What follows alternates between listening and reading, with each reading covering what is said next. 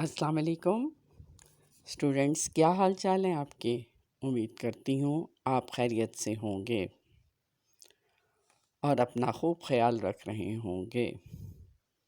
Corona کے باعث جو ہمارا تعلیمی سلسلہ منقطع ہوا ہے اسے ہم نے اس ویڈیو لیکچر کے ذریعے بحال کرنے کی کوشش کی ہے۔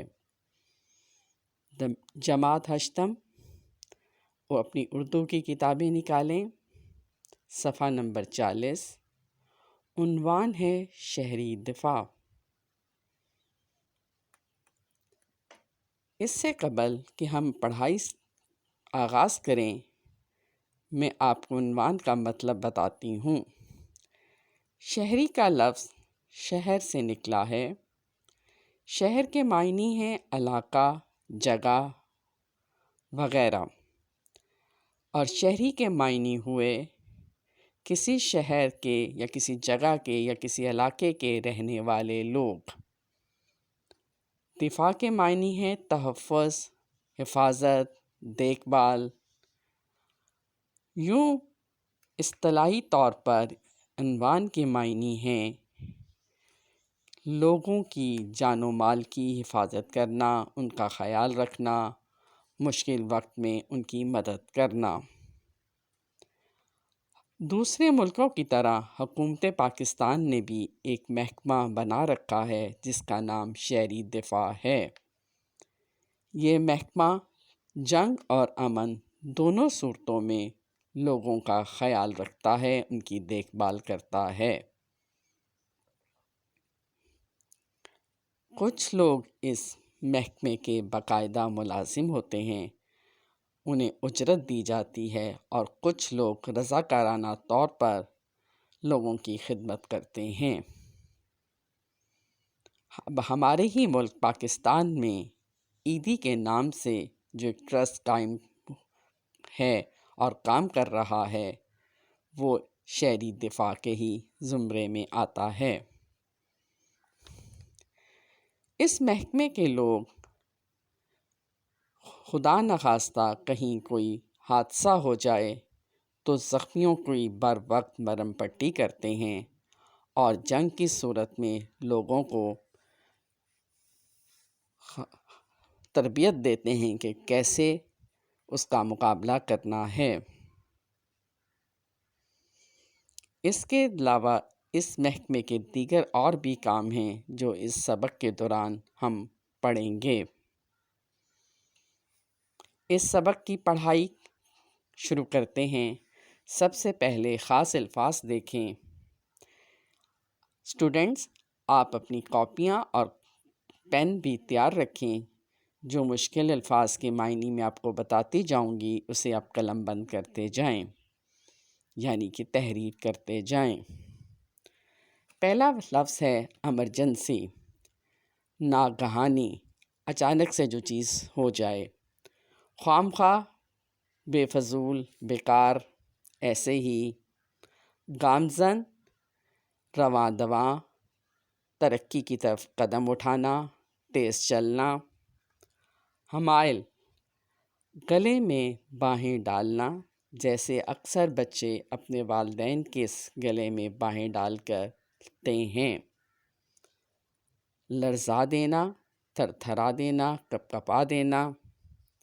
لپکنا، کسی کی طرف تیزی سے چلنا، دوڑنا، دوڑ کے جانا۔ عوض، بدلہ، معاوضہ، بجائے۔ رونما، واقعہ، کچھ ہونا۔ جھمگھٹا، ہجوم، لوگوں کا کہیں ایک جگہ پہ زیادہ اکٹھے ہونا۔ سرجن، جو ڈاکٹر، بڑا ڈاکٹر ہوتا ہے جو آپریشن کرتا ہے اسے سرجن کہا جاتا ہے۔ شعور، عقل، دانائی۔ مصنوعی، جو خود بنائی ہوئی چیز ہو۔ یہ مصنوعی قدرتی کا متضاد ہے۔ قدرتی ہوتا ہے جو اللہ تعالیٰ نے چیز پیدا کی ہے، اور مصنوعی وہ چیزیں ہیں جو انسانوں نے پیدا کی ہیں، جو انسانوں نے خود بنائی ہیں۔ اب ہم سبق کی پڑھائی شروع کرتے ہیں۔ فون کی گھنٹی بجی اور حامد نے لپک کر فون اٹھایا۔ لپک سے مراد ہے تیزی سے، جلدی سے اس نے چل کے، بھاگ کے یا دوڑ کے، جیسے بھی اس نے جلدی سے فون اٹھایا۔ دوسری طرف سے اس کے ابا جان کی آواز آئی کہ بیٹا آج رات گھر نہیں آ سکوں گا، کیونکہ شہر کی بڑی مارکیٹ میں بم دھماکہ ہوا ہے اور ہسپتال میں ایمرجنسی لگا دی ہے۔ یہاں ہسپتال میں ایمرجنسی لگانے سے مراد یہ ہے کہ جب کبھی کوئی حادثہ ہوتا ہے ملک میں، تو اس وقت تمام ڈاکٹرز کو کال کر لیا جاتا ہے، ان کی جو چھٹی بند کر دی جاتی ہے اور وہ اپنی ڈیوٹی ادا کرتے ہیں اور اس وقت زخمی آنے والوں کی مرہم پٹی اور دوسرے کام کرتے ہیں۔ اس دوران اس کی امی بھی آ گئیں اور پوچھنے پر حامد نے بتایا کہ ابا جان کا فون تھا، وہ کہہ رہے تھے کہ دھماکے کی وجہ سے ہاسپٹل میں ایمرجنسی لگی ہوئی ہے، جس کی وجہ سے وہ رات کو گھر نہیں آ سکیں گے۔ حامد نے کہا کہ دھماکہ کرنے والے کس قدر ظالم لوگ ہیں، خواہ مخواہ بے گناہ شہریوں کو ہلاک کر رہے ہیں۔ اس وقت اس نے بڑے افسوس کا اظہار کرتے ہوئے کہا ہے کہ خواہ مخواہ بیکار میں ہی، ایسے ہی فضول میں، یہ وہ بے گناہ لوگ جن کا کوئی قصور نہیں ہے، ان شہریوں کو مار رہے ہیں، ہلاک کر رہے ہیں، یعنی کہ مار رہے ہیں۔ اس نے امی سے پوچھا یہ کون لوگ ہیں اور ایسا کیوں کرتے ہیں؟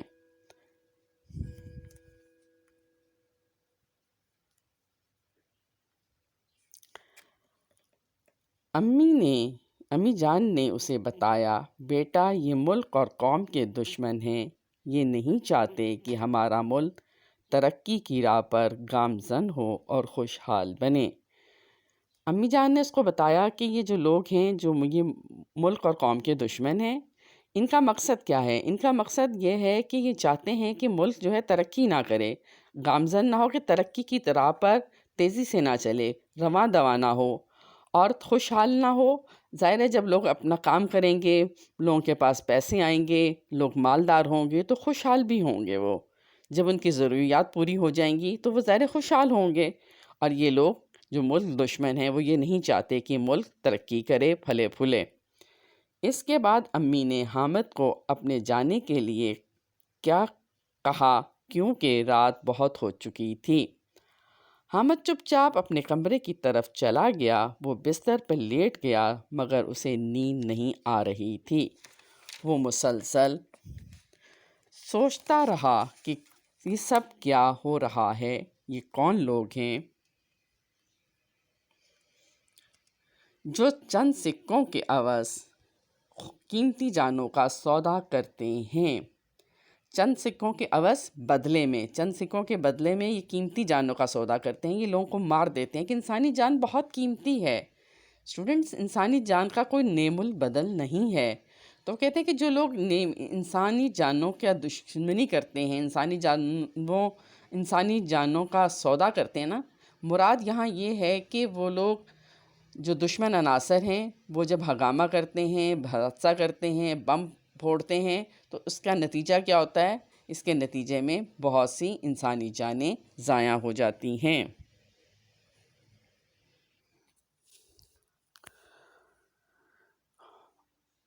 شہر میں تباہی پھیلاتے ہیں، یعنی کہ شہر میں بربادی پھیلاتے ہیں۔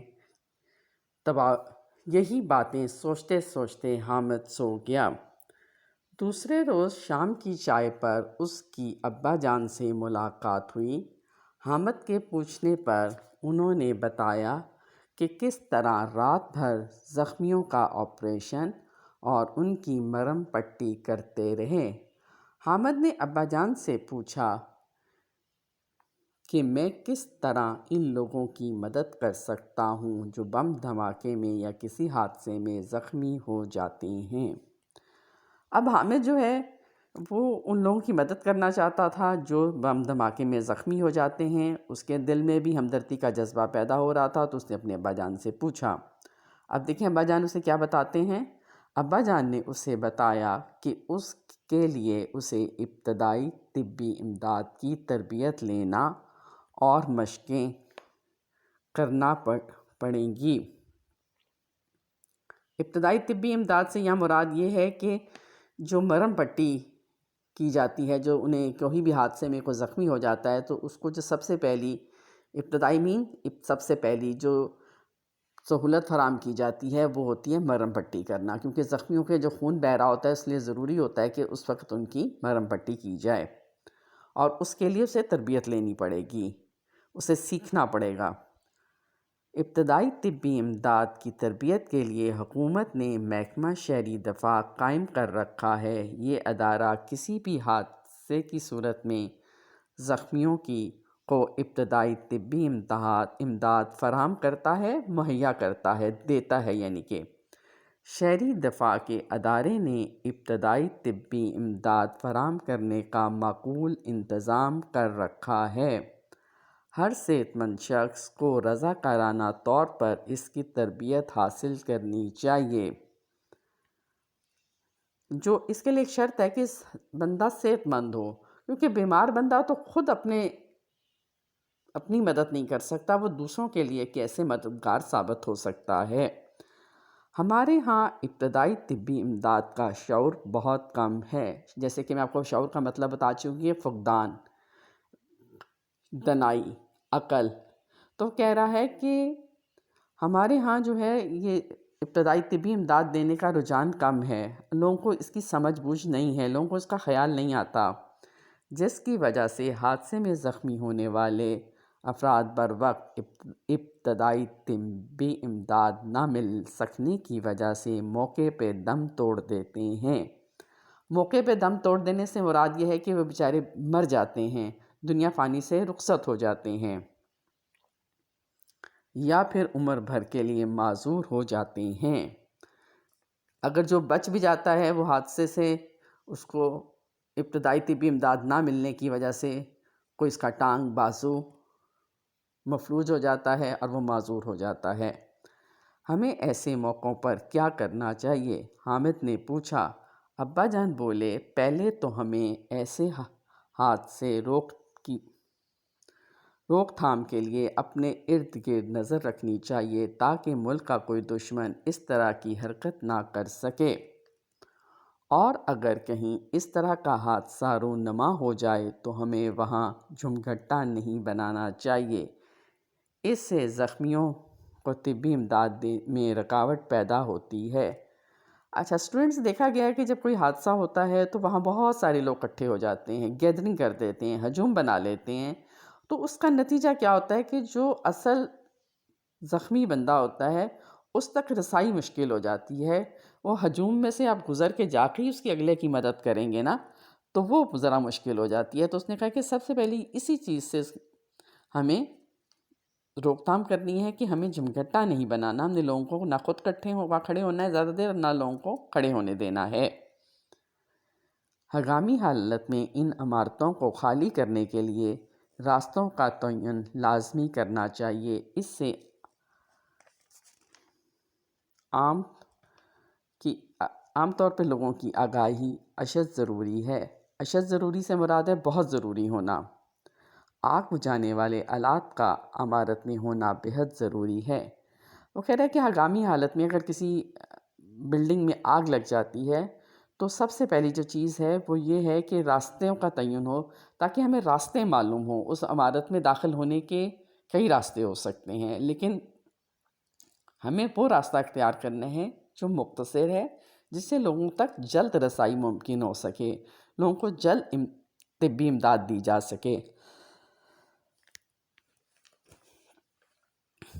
آگ کو بجھانے والے آلات بھی جو ہیں وہ بھی ہر عمارت میں نصب ہونے چاہیے، اور یہ تو بلڈنگ کے مالک کو چاہیے کہ وہ اپنی ہر بلڈنگ میں آگ بجھانے والا آلہ نصب کرے۔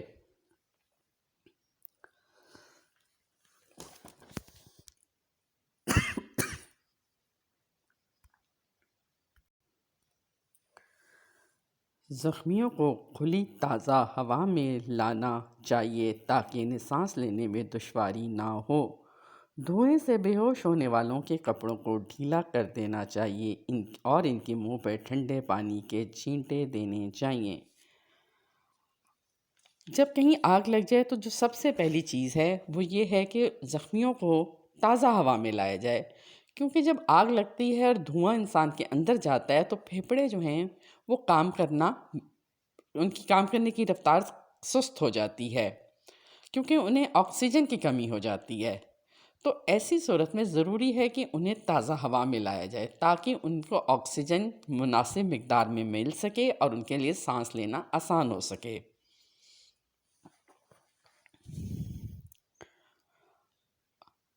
اور سانس لینے میں آسانی ہو سکے۔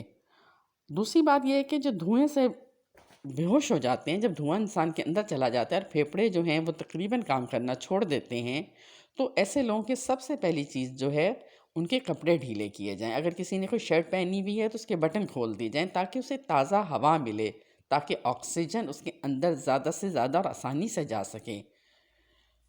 آج کی پڑھائی کا سلسلہ یہیں منقطع کرتے ہیں۔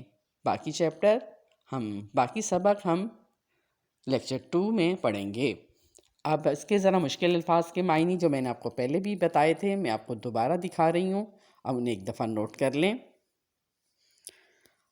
آپ کو سکرین پہ نظر آ رہے ہوں گے: آگاہ کرنا، واقف کرنا، خبردار کرنا، جھمگٹا، ہجوم، بھیڑ، حمائل، گلے میں ڈالنا یا پہلو میں لٹکانے کی چیز، دشواری، مشکل وقت، مشکل، دقت، سختی، رونما ہونا، ظاہر ہونا، سامنے آنا، سرجن، آپریشن کرنے والا ڈاکٹر۔